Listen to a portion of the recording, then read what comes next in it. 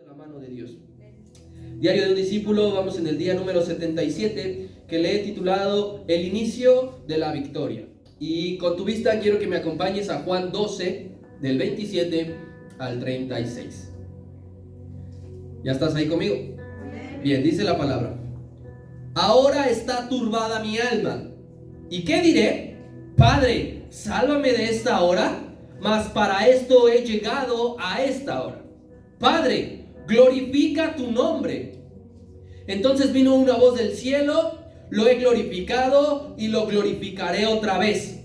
Y la multitud que estaba allí, y habiendo oído la voz, decía que había sido un trueno. Otros decían: un ángel le ha hablado. Respondió Jesús y dijo: no ha venido esta voz por causa mía, sino por causa de ustedes. Ahora es el juicio de este mundo. Ahora el príncipe de este mundo será echado fuera. Y yo, si fuere levantado de la tierra, a todos atraeré a mí mismo. Y decía esto dando a entender de qué muerte iba a morir. Le respondió la gente: nosotros hemos oído de la ley que el Cristo permanece para siempre. ¿Cómo pues dices tú que es necesario que el Hijo del Hombre sea levantado? ¿Quién es este Hijo del Hombre?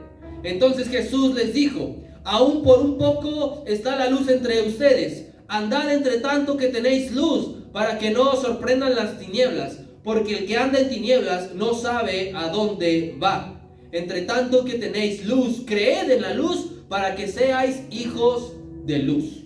El inicio de la victoria. Cualquier éxito, cualquier fruto que tengas en tu vida tiene un previo, donde seguramente lloraste, donde seguramente te frustraste, donde seguramente te equivocaste, donde seguramente quisiste abandonar, donde pagaste un precio.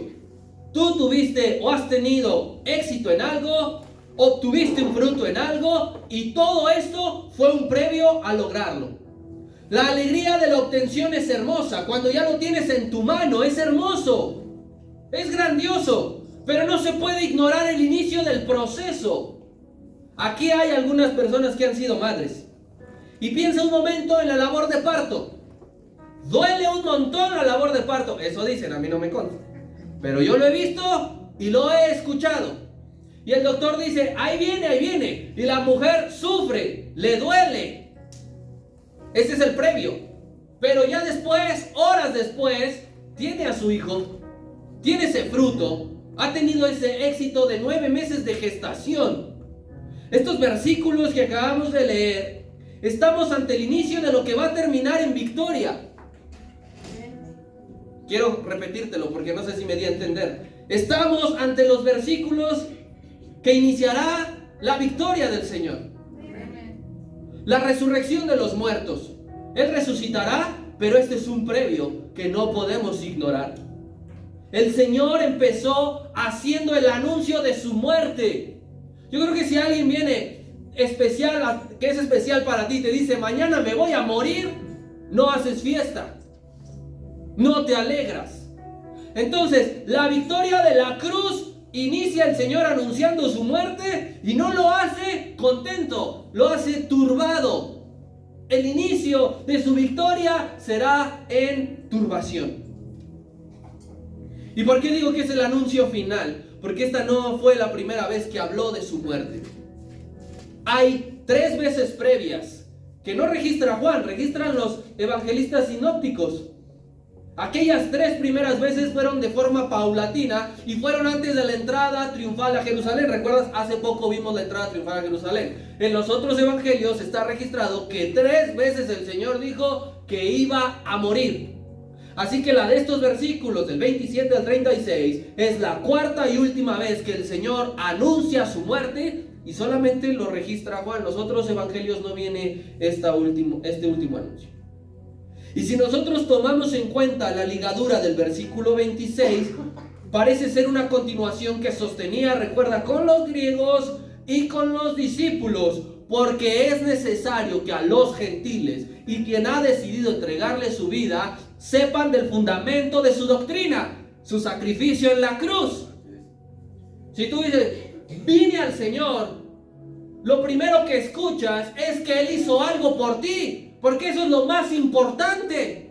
Pero eso que hizo por ti, eso que hizo por mí, tiene un previo que a veces ignoramos y que a veces olvidamos y solo le decimos gracias, Señor, por morir en la cruz. Pero esta noche quiero que le digamos gracias, Señor, porque a pesar de que tu alma estaba turbada, continuaste. Eso es grandioso. Vamos al verso 27. Y dice: ahora está turbada mi alma. ¿Y qué diré? Padre, sálvame de esta hora.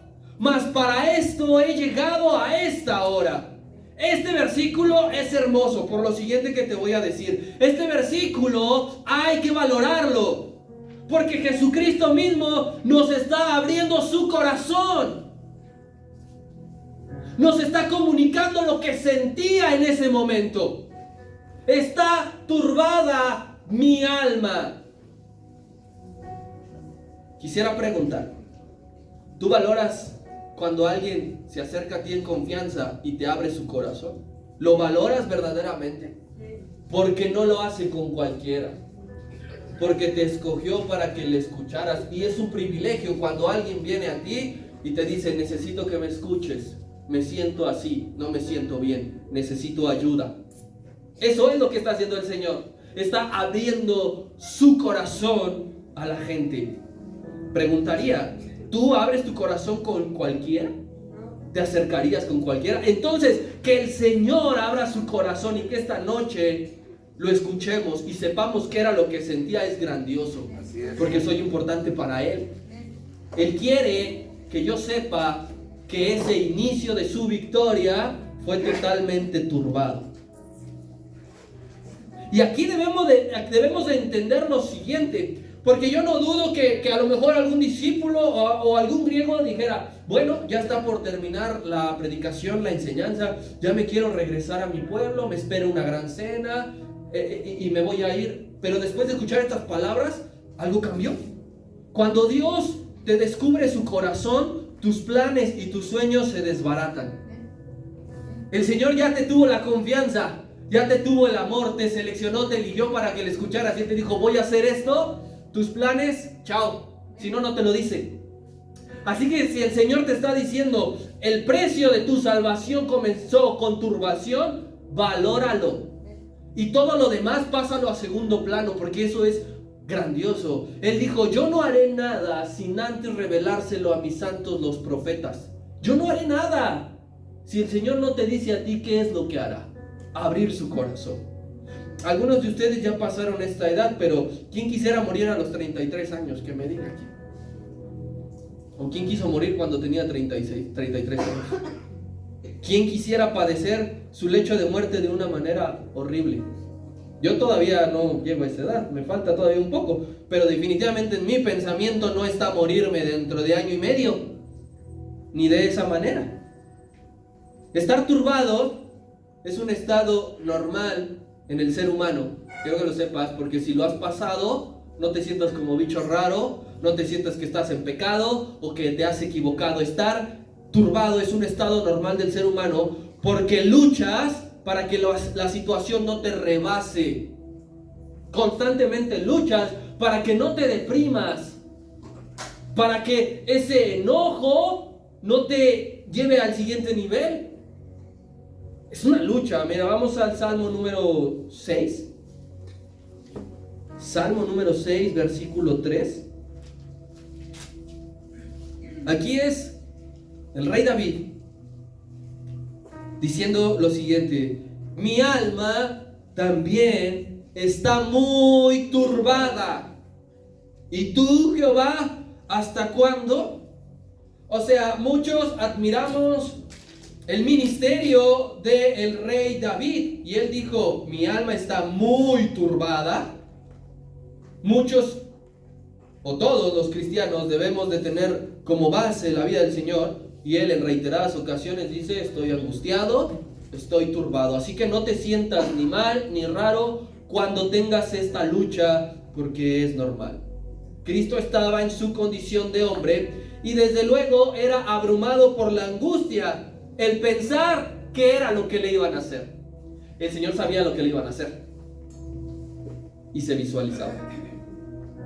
Y eso le generaba a él una angustia, un estrés, una lucha mental, psicológica, como tú y yo no tenemos idea. Por eso estaba turbado. Yo quiero que cada uno de los que estamos aquí pensemos en todos los pecados que has cometido. Así, 10 segundos. Piensa en todos los pecados que has cometido.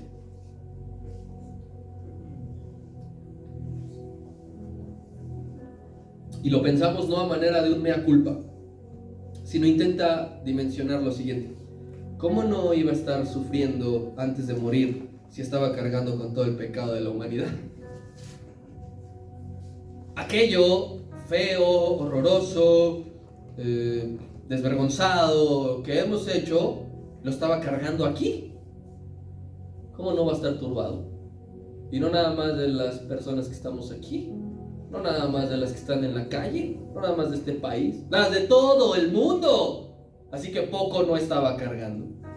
El Señor estaba consciente de lo que pasaría y Él no estaba bajo los efectos de ninguna sustancia. Él tenía su fe inquebrantable y Él decía, ¿pediré ser librado de esto? Voy a orar para que el Padre me libre, me quite, me saque. Voy a hacer eso.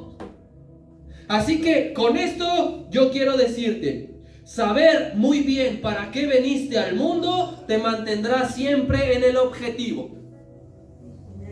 El que tú sepas a qué vine aquí al mundo, para qué me diseñó Dios, para qué me creó, para qué me formó, te va a mantener siempre en el objetivo. Quien esté completamente sin identidad del reino se va a ir por otros lados. Pero alguien que dice, la tengo clara y la tengo derecha y sé que voy a servir y sé que voy a dar mi vida y que no importa lo que pueda venir, vas a mantenerte a pesar de todo lo que acontezca. Esto era lo que mostraba el Señor. Así que, iglesia, el propósito de Dios siempre debe ir por delante en tu vida. Siempre por delante. Soy un ser humano, soy hombre, tengo estos gustos, pero el propósito de Dios siempre por delante. Camino, salgo, voy, hago, pero siempre el propósito por delante. No lo puedes dejar en tu casa. No lo puedes dejar resguardado aquí para que no se enfríe, que no le dé el aire, que no se me desgaste. Al propósito de Dios se le lleva a todos lados. Eso era lo que hacía el Señor. Y para que el propósito vaya por delante y se cumpla, muy seguido, por no decir siempre, muy seguido, debes decirle no a tu alma. Muy seguido. Yo quiero esto y el propósito de Dios va para acá. Alma mía, no te olvides de Jehová y te vas para acá. No podemos esperar a que el propósito de Dios se cumpla en mi vida si voy diciéndole sí a mis deleites todo el tiempo.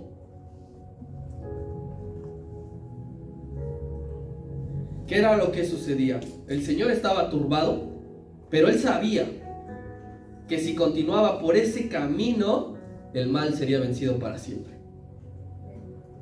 ¿Qué razón tiene esto? Podría pensar alguien. ¿Por qué sufres así? ¿Qué motivo tiene? ¿Cuál es la causa? El Señor sabía. Voy a la cruz, turbado, angustiado, la cargaré herido físicamente, pero el mal será vencido para siempre. Y así tú y yo podremos estar con el Padre en la gloria. Él le encontró el propósito a estar turbado. ¿Qué haces en tu turbación? ¿Para qué? ¿No tiene caso entonces? ¿Me voy? Le encontró propósito a la prueba. Estar turbado es una prueba. Para que no te desanimes. Para que sigas creyendo. Si nosotros podemos entrevistar a todos aquellos que han sido apóstatas, podemos decirle, ¿qué fue lo que te orilló a dejar al cristianismo? Te va a decir seguramente una cuestión anímica. No veía respuesta de Dios. Todo me salía mal. Encuéntrale propósito a esa turbación. Encuéntrale propósito a esa enfermedad. Encuéntrale propósito a esa escasez. Encuéntrale propósito aquello que está quejándote. Tú y yo sabemos cuál es la voluntad de Dios. No estamos aquí ante personas inconversas, ante personas que llevan media hora de convertirse. Sabes cuál es la voluntad de Dios, pero normalmente nuestra oración es contraria. Líbranos de esto. El Señor dijo, voy a pedir ser librado, que me saquen. No pidas ser librado de lo que te represente estar angustiado, porque es por algo. Es por algo. Si sabes cuál es la voluntad de Dios, hermano, síguele. Así es. Síguele. Debemos notar, hermano, que con base a este versículo, la obediencia no tiene mayor mérito si te resulta fácil hacerlo. No tiene mayor mérito. Mira, si la mamá, el esposo te dice, oye, sírveme un café, no tiene mayor mérito que hagas eso, porque no te cuesta nada. Pero si aquí Dios te está diciendo, aborrece tu vida y le obedeces, eso sí tiene mérito. Porque te cuesta, porque sufres, porque padeces. La mayor obediencia cuesta, hermanos. La mayor obediencia te va a costar. No va a ser fácil, no te estoy diciendo que va a ser fácil, el Señor no está diciendo que va a ser fácil. La mayor obediencia que hay que darle a los padres, a los líderes, al pastor, a los maestros, a Dios, va a costar. Una lucha, pero hay victoria en la obediencia. Hay victoria en la obediencia. Alguien dice, ¿por qué todo me sale al revés? Checa cuánto estás obedeciendo y si te está costando la obediencia. Si te está costando la obediencia, la victoria llegará. Si no te está costando la obediencia y a cierto nivel dices, yo a eso ya no le entro, yo eso ya no hago, no va a haber victoria y siempre estarás estancándote. ¿Y por qué? ¿Por qué es necesario este nivel de obediencia? ¿Para qué? Pues nos lo dice el versículo 28.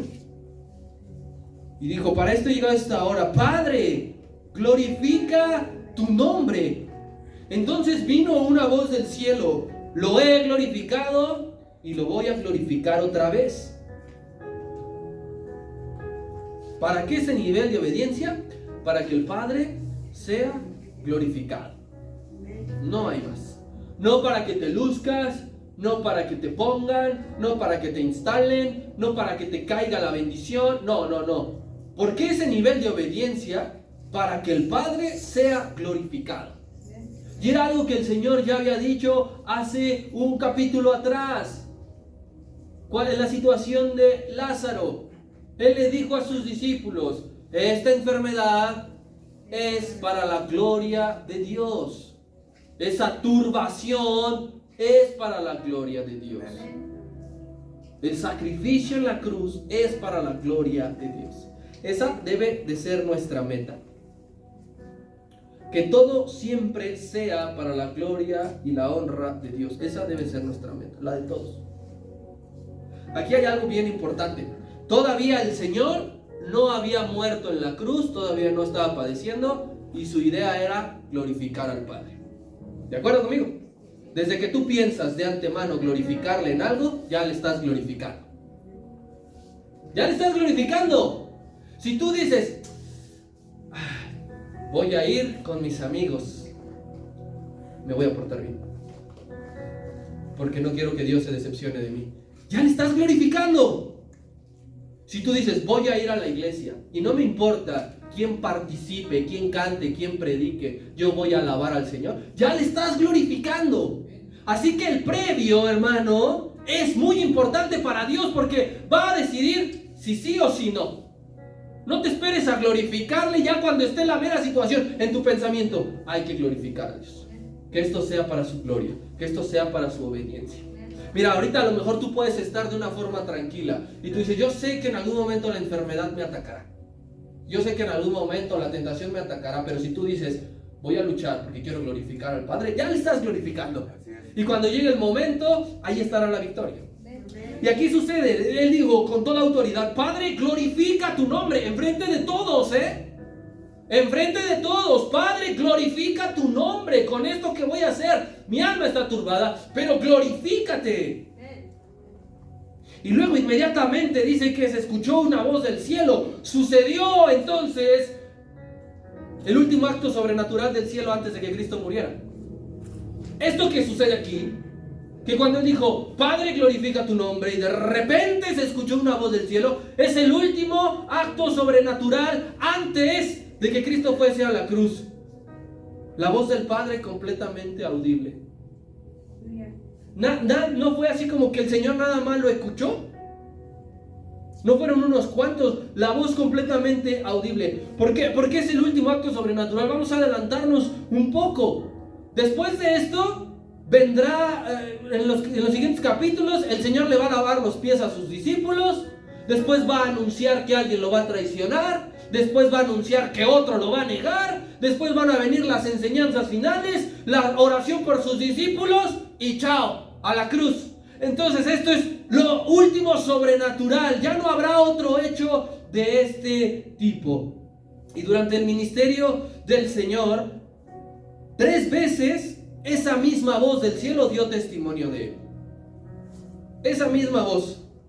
Esta de aquí y 2 veces más. Al salir de las aguas cuando él fue bautizado y en el monte de la transfiguración. Vamos rápidamente a Mateo. Mateo capítulo 3.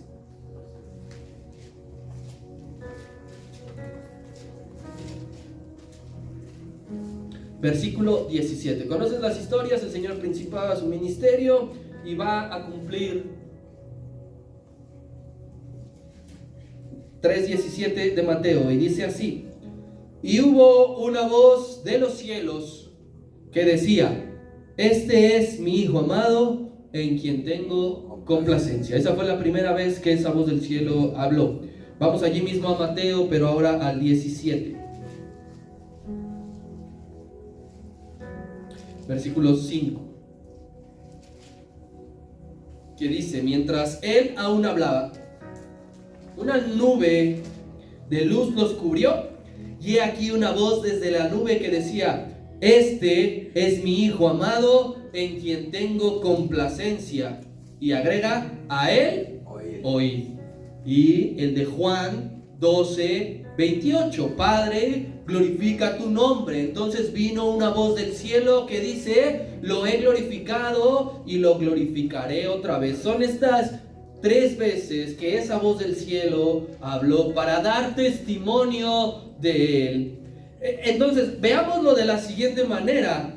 Fue al inicio, fue en un momento sublime y fue casi al final. Quiero decirte que Dios está presente en los momentos más importantes de tu vida.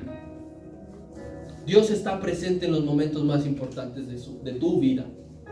Entonces, tú valorarás cuáles son los momentos más importantes de tu vida. Cuando nací, cuando acepté al Señor, cuando terminé la carrera, cuando me casé, cuando fui padre o madre.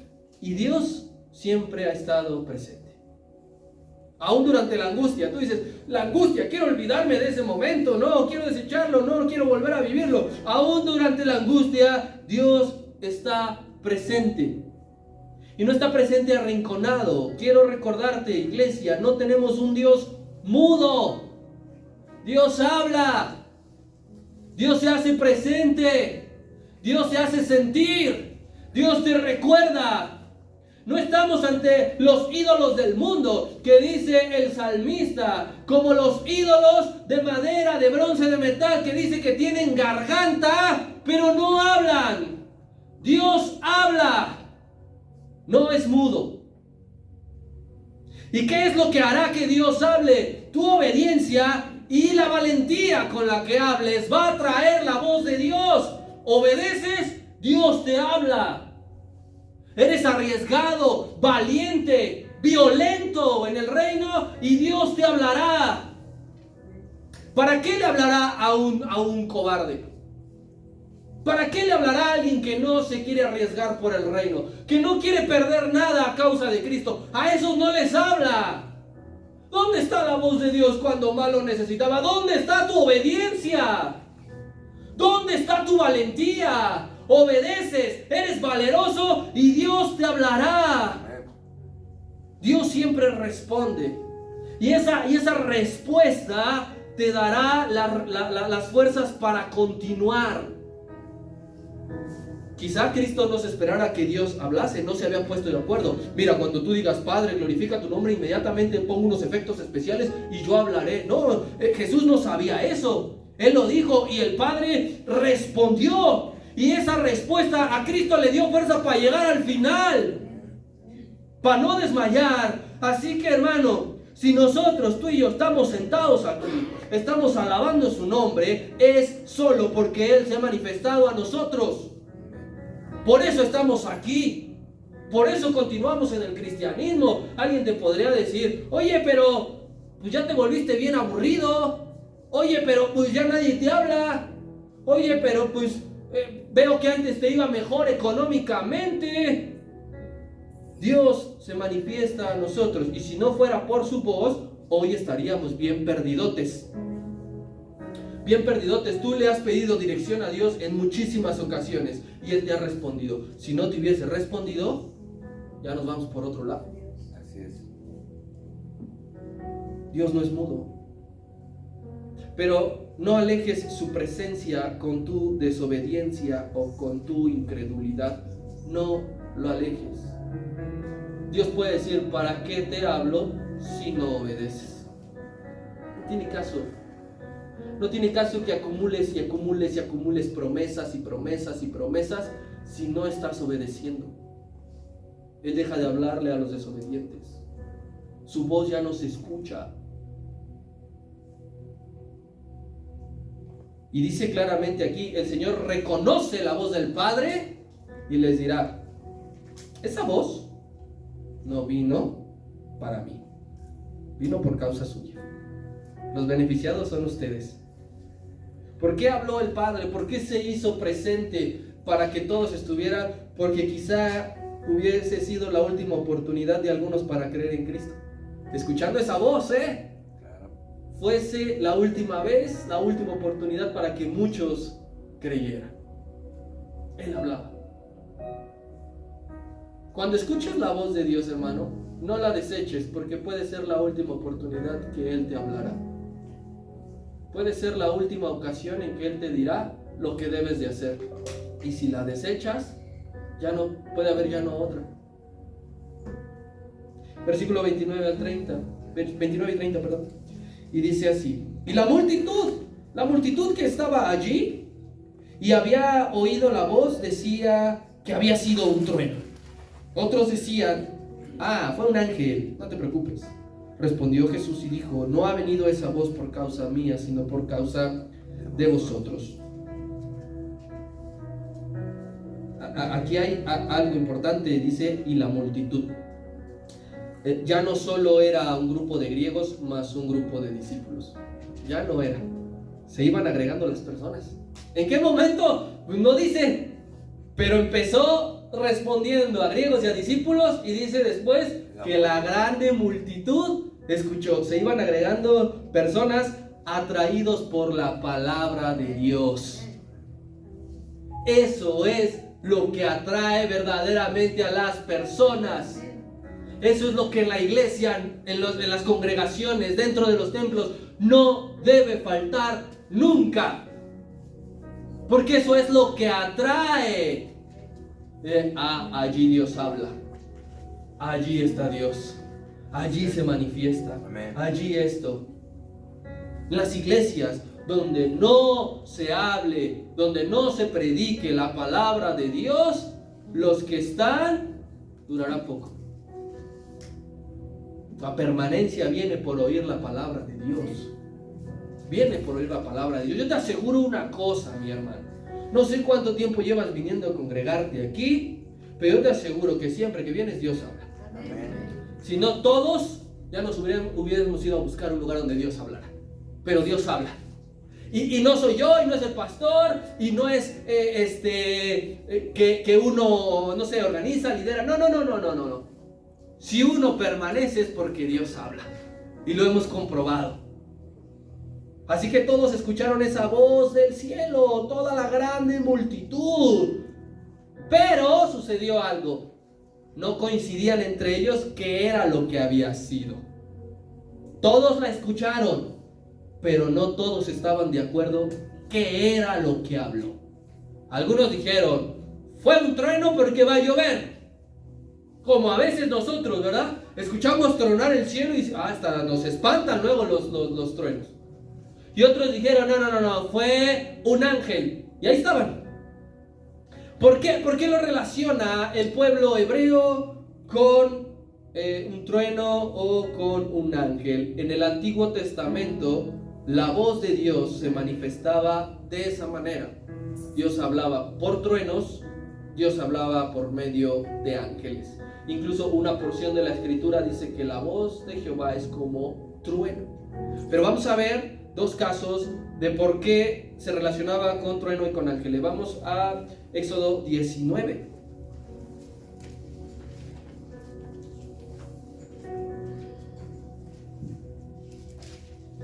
Éxodo 19, 16. Amén. Y dice: aconteció que al tercer día, cuando vino la mañana, vinieron truenos y relámpagos y espesa nube sobre el monte y sonido de bocina muy fuertes, y se estremeció todo el pueblo que estaba en el campamento. Y Moisés sacó del campamento al pueblo para recibir a Dios, y se detuvieron al pie del monte. Todo el monte Sinaí humeaba, porque Jehová había descendido sobre él en fuego, y el humo subía como el humo de un horno, y todo el monte se estremecía en gran manera. El sonido de la bocina iba aumentando en extremo. Moisés hablaba, y ayúdame terminando el versículo. Y Dios le respondía con voz tronante. Esto seguramente fue de generación en generación, contando cuando escucharon la voz de Dios como trueno que se estremecía. Entonces el pueblo hebreo relacionaba mucho que Dios hablaba por trueno. Y ahora veamos por ángeles. Vayamos a Génesis capítulo 21, retrocede un libro hacia tu izquierda. Génesis 21, en su verso 17.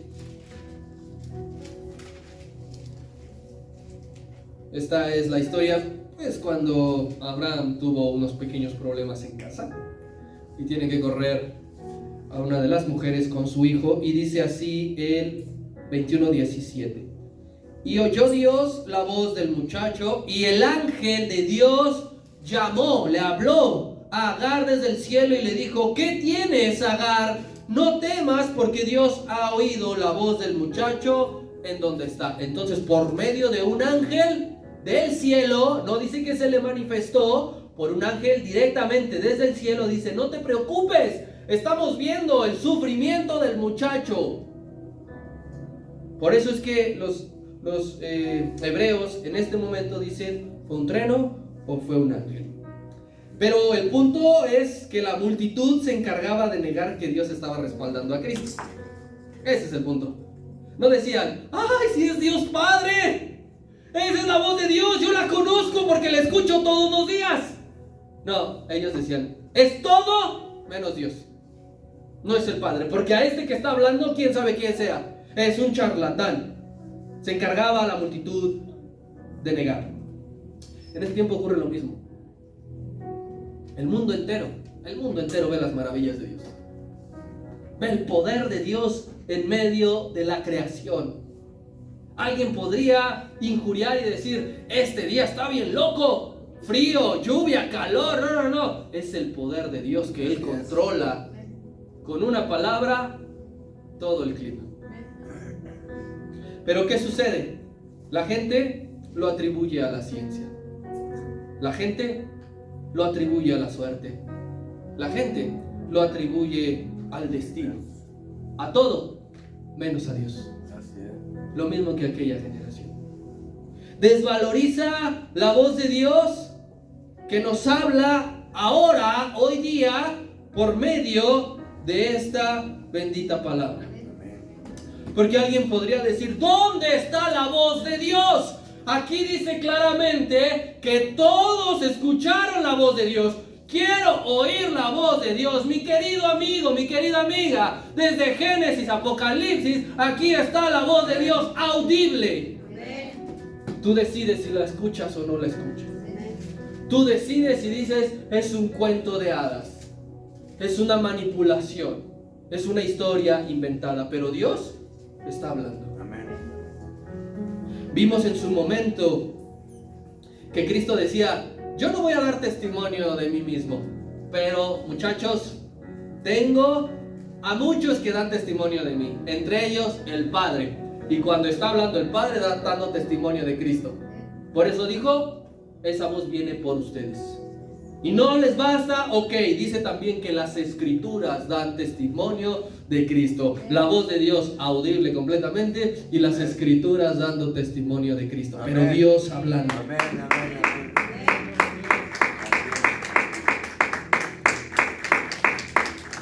De aquella generación que estaba allí parada escuchando, de esta que oye por diferentes medios la predicación, y de todos los que se rehúsan a decir que no es Dios quien está hablando, hoy podemos hacerles un refrán un poco cambiado, porque es: no hay peor ciego que el que no quiere ver.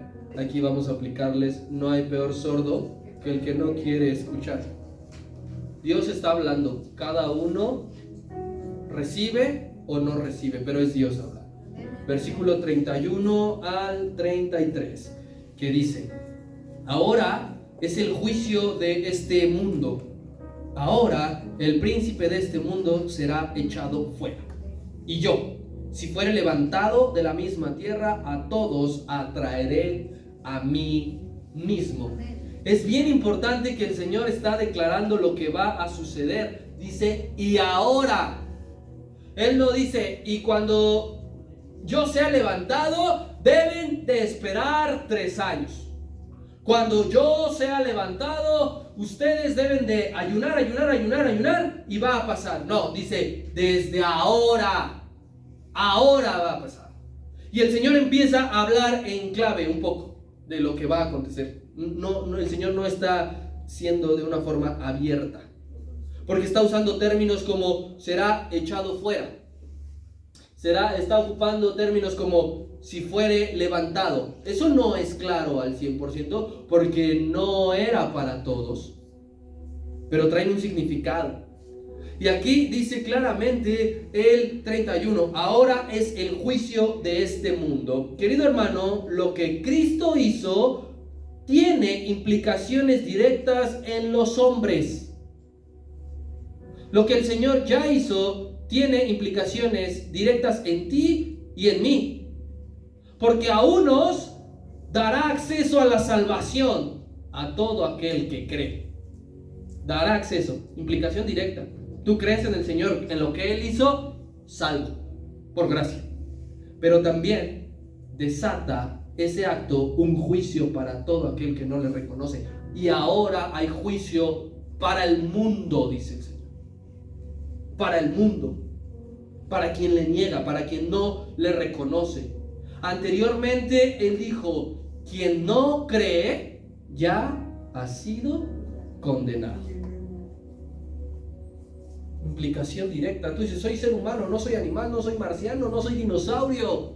Así que, hermano, lo que Él hizo, te guste o no, implica en tu destino. ¿Le crees? Te salvará. Dices que es otra cosa, que no existe, ¿qué tal? Serás juzgado como juzgará el mundo. No te juzgará de una manera especial. No creíste en Él, serás parte del mundo que será juzgado. Yo creo que eso es lo peor que nos podría pasar: ser juzgados como el mundo. Tú que te sentías, yo que me sentía como un hijo de Dios, como un escogido, que al final te termine juzgando con la misma severidad que va a juzgar al mundo. Así que tu decisión tiene una consecuencia. Y esto, hermano, también hay que predicárselo a la gente sin miedo, porque muchos lo callan.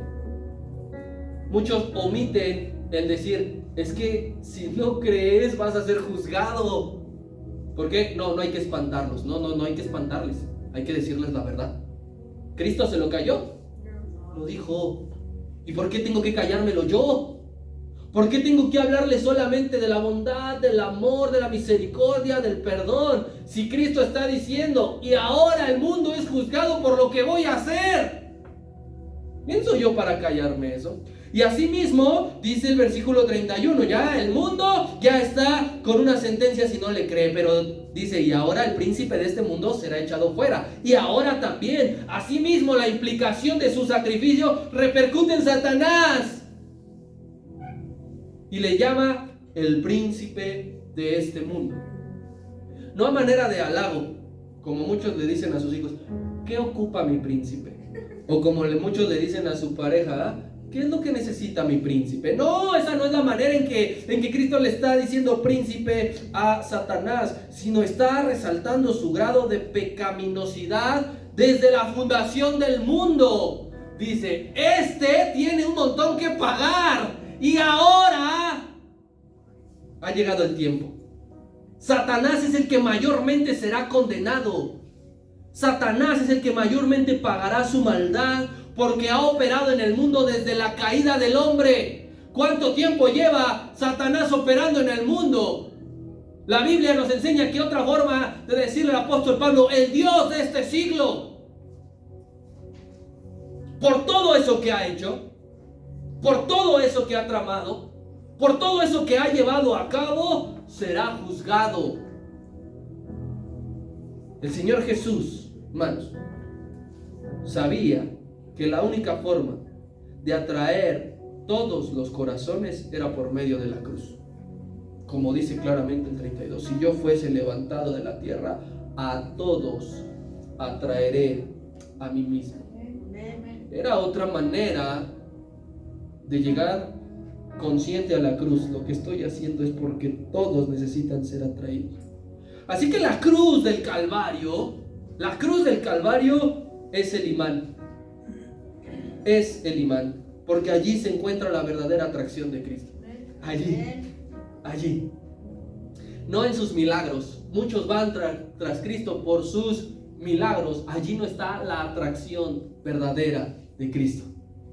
Muchos van por su teoría. ¿Qué es lo que dice? ¿Qué es lo que enseña? Fue un hombre revolucionario. Allí no está la atracción. Dice, cuando fuere levantado, a todos atraeré. Todos voltearemos a la cruz. Todo mundo conoce el significado de la cruz en el mundo. Crean o no crean, ven una cruz, inmediatamente saben de qué se trata. ¿Qué es lo que quiere decir? Porque es la atracción. Esa atracción es su exaltación más gloriosa. Su sacrificio es la atracción más sublime de todas. Vamos a concluir esta parte. Versículos 34 al 36. Diciendo, le respondió la gente, peleándole, discutiéndole. Nosotros hemos oído de la ley que el Cristo permanece para siempre. Y esto era cierto. Mira, hermano, si tú escudriñas en casa los libros del profeta Isaías, los libros del profeta Daniel, dice que el reino del Mesías será eterno, perdurará para siempre. Y estos decían, tú dices que eres el Cristo y nos estás diciendo que vas a morir, pero el Cristo es levantado para siempre. ¿Cómo pues dices tú que es necesario que el Hijo del Hombre sea levantado? ¿Quién es ese Hijo del Hombre? Entonces Jesús les dijo, aún por un poco está la luz entre ustedes.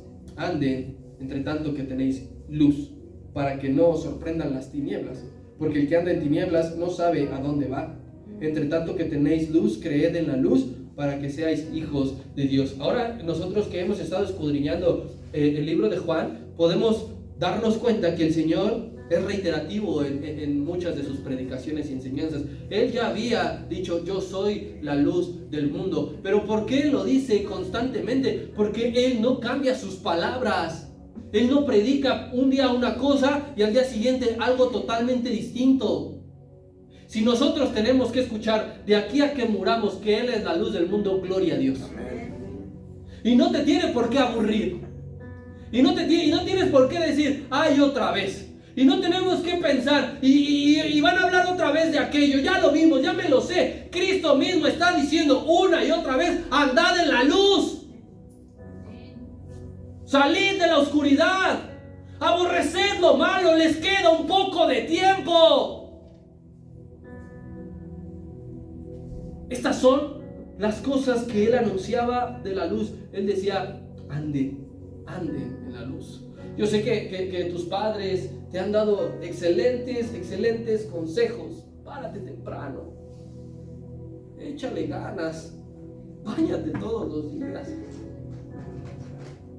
Aquí Cristo nos está diciendo, anden en la luz. Todos los días anden en la luz. Despiertan, empiecen a dirigir su vida a la luz de Cristo. Se acuestan, terminen su día a la luz de Cristo. Van a ir aquí, van a ir allá, van a hacer esto, van a hacer aquello. Anden en la luz. Qué hermoso consejo.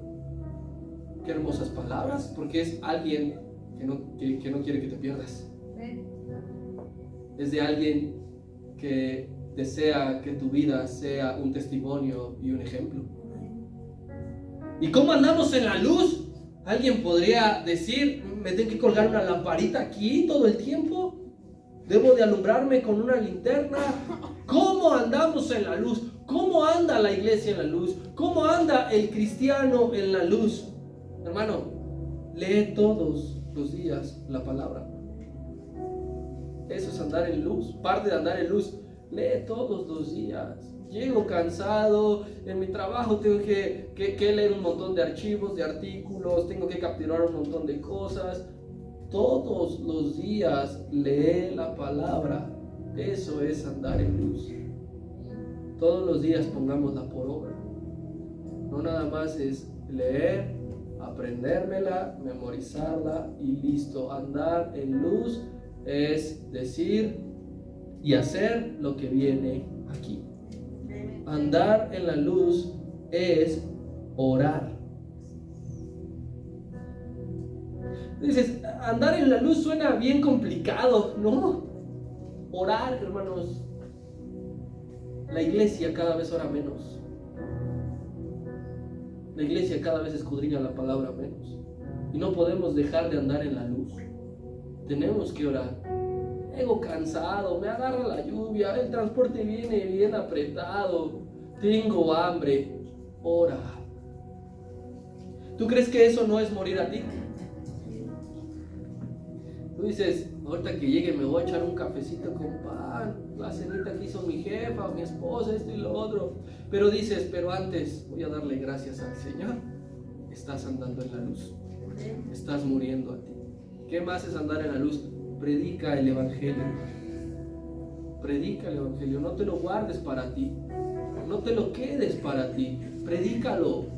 Anúncialo. Publícalo. Decláralo. Grítalo. Abre las ventanas. Que escuchen los vecinos. Que te vean. Pero no, ¿qué decimos? Yo, al contrario de Daniel, cierro las ventanas. No quiero que nadie me vaya a ver. Total, es Dios y yo. Daniel tenía sentencia de muerte y no le importaba que lo llegasen a ver. No se escondía. Eso es andar en luz. ¿Y por qué decía eso el Señor? Porque Él mismo andaba en la luz. Él mismo andaba en la luz. No era que el Señor dijera algo que Él no estaba haciendo. Él dijo, anden en luz. Y Él andaba en la luz. Nosotros vemos a Cristo y tú dices, wow. Eso es andar en la luz. Eso es andar en la luz. No te pido que veas a un hombre común y corriente, porque tendremos un montón de defectos y podremos decir, eso no es andar en la luz. Guíate de Él. Él anduvo en la luz. Él es la luz. Él moldea cómo ser alguien que no tiene la necesidad de ocultarse. No tiene la necesidad de ocultarse. Sus hermanos fueron y le dijeron, alguien que quiera hacer algo trascendente, no se ande escondiendo. Sube ya a la fiesta. Tranquilos. Va a haber una hora y un tiempo en el que todos lo verán. Así que, hermano, no te escondas. Porque el tiempo es cada vez menor para abandonar las tinieblas y pasarnos del lado donde Cristo alumbra. Dices, toda mi vida he andado por este callejón oscuro y sin salida. Nunca es tarde para brincarte del otro lado. Nunca es tarde, que eso no te detenga.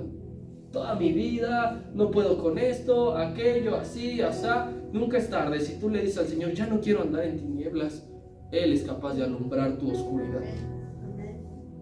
Pásate de ese lado. Vayan pasando, mis hermanos.